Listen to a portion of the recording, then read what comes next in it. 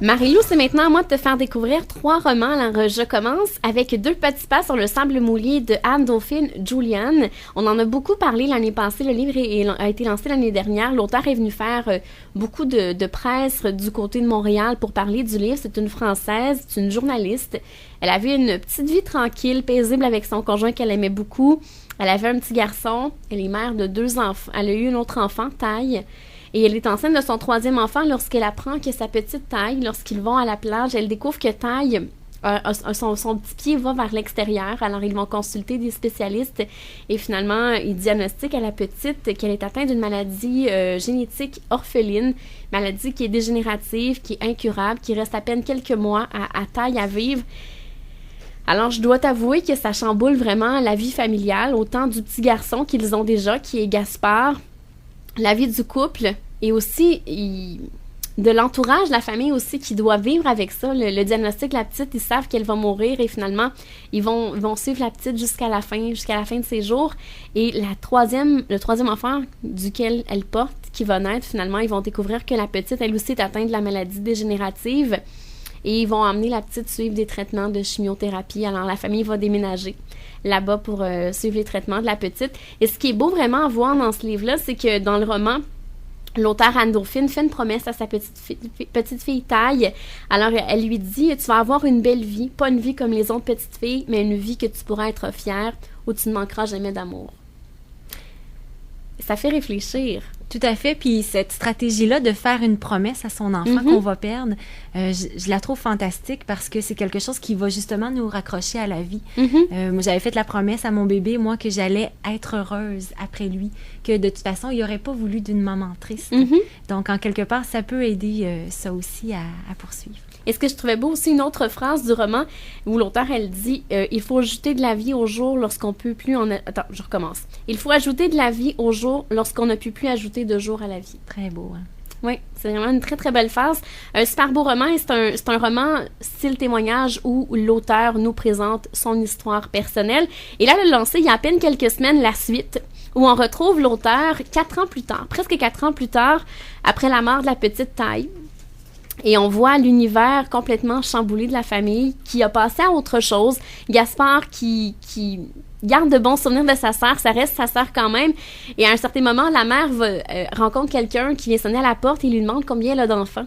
Et à un moment donné, elle dit « J'ai 3 enfants » et Gaspard fait « Non, t'as 4 enfants. » Et je trouvais ça beau de voir un enfant de 10 ans qui est aussi serein avec le décès de sa petite sœur.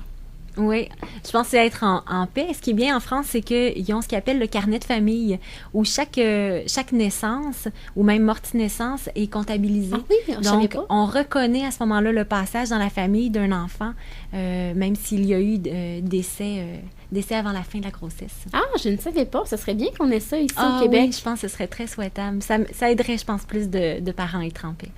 Et l'histoire se passe un 29 février parce que la petite Taille qui est décédée est née un 29 février. C'est une date qui revient tous les 4 ans.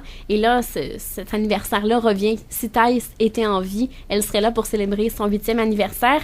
Et on découvre aussi Asilis, la petite qui a suivi des traitements de chimiothérapie pour combattre la maladie. Malheureusement, on apprend que la maladie a fait des siennes, mais elle est quand même ralentie.